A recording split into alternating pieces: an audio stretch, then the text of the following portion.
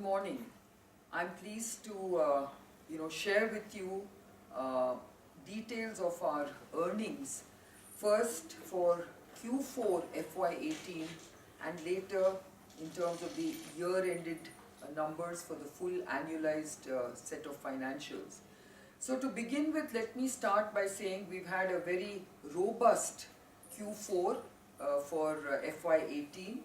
We have delivered a top line of 1,237 crores, which is up 27% year on year.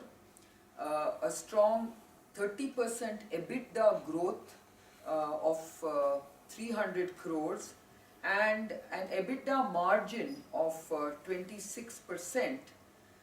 Net profit for the period was up 2% at 130 crores. Our gross R&D spends were 98 crores, whilst our R&D expenses at a P&L level after capitalization was 51 crores.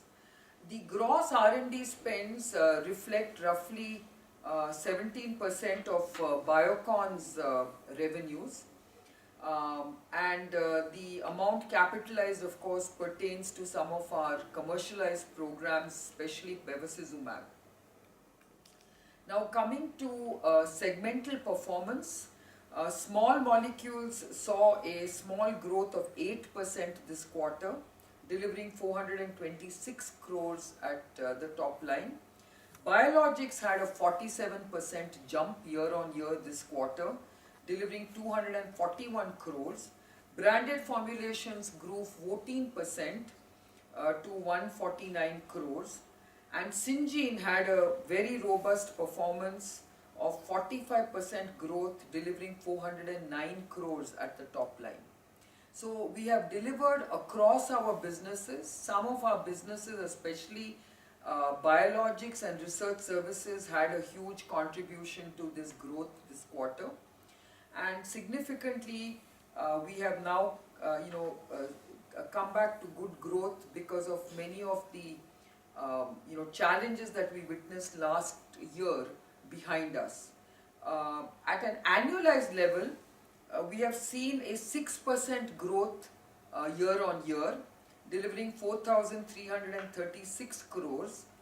EBITDA was down 9% at 1,035 crores. Core EBITDA margins were at 27%. Net profit was down 39% at 372 crores. Net profit margins were at 9%. Gross R&D spends at 380 crores reflects a 5% decline in R&D spends year on year, whilst R&D spends captured at a P&L level declined 19% to 216 crores. So overall, I think the kind of color I want to give you on the overall business was that last year, our small molecules business was impacted by pricing pressure, and this is reflected in the 8% decline on a year-on-year level from 1,641 to 1,508 crores. We've seen a good increase in biologics this year from 700 to 770 crores, and this could have delivered a better performance, but we have had to take a plant shutdown in Q2 and Q3 in response to certain regulatory requirements after certain inspections were done last year in preparedness for our entry into regulated markets, and this has actually muted the growth potential of the biologics. But you can see that in Q4 we have delivered a 47% increase in biologics growth, so that basically tells you that we are trending in the right direction now in terms of biologics.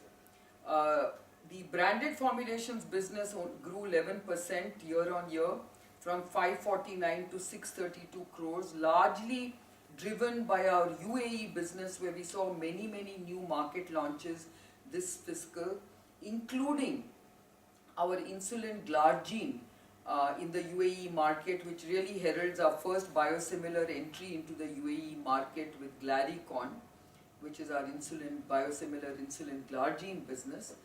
And our research services business actually delivered a very strong, robust growth of 19% from 1,193 crores last fiscal to 1,423 crores this fiscal.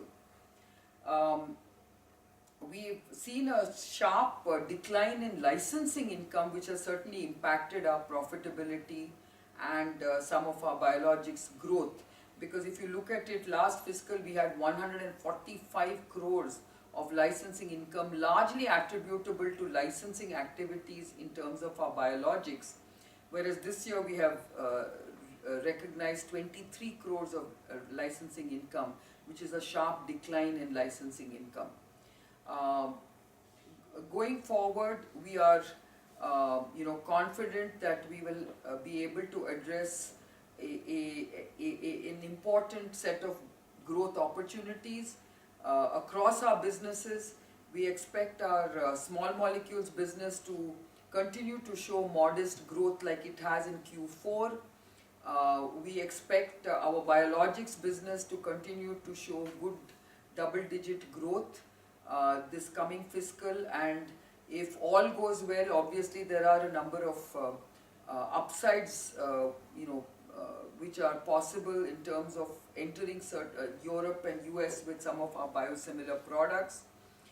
Insulin glargine, as you know, has been approved by EMA as well as by TGA of Australia. So we expect to be in the commercialization mode for insulin glargine in the second half of this fiscal.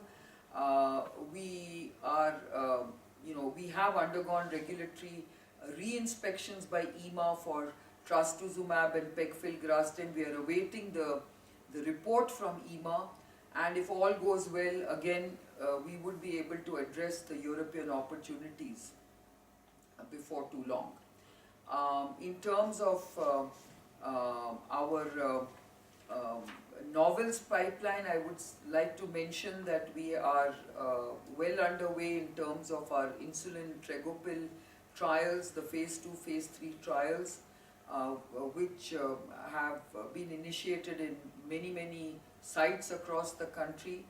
And this is obviously a longer term trial, so we will only get good optics on this trial later in this fiscal, but we will keep you posted on this. We are actually in the process of filing a number of INDs this fiscal in terms of our novel programs. So all in all, we have a very important year ahead. I think we have to focus on meeting market formation opportunities, as well as making sure that we are in a state of preparedness for many of these opportunities. Our biologics facility in Bangalore, which was initiated last year, is well underway. However, this facility will require to be commissioned and validated and approved by the regulatory authorities, and we expect this process to at least keep us ready by 2021.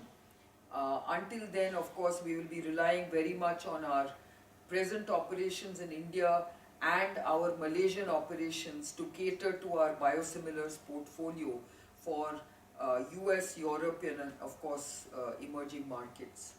All in all, I think we've ended the year on a very strong note. We have had a challenging year with the kind of regulatory setbacks, with the kind of plant capacity constraints that we've had to accept.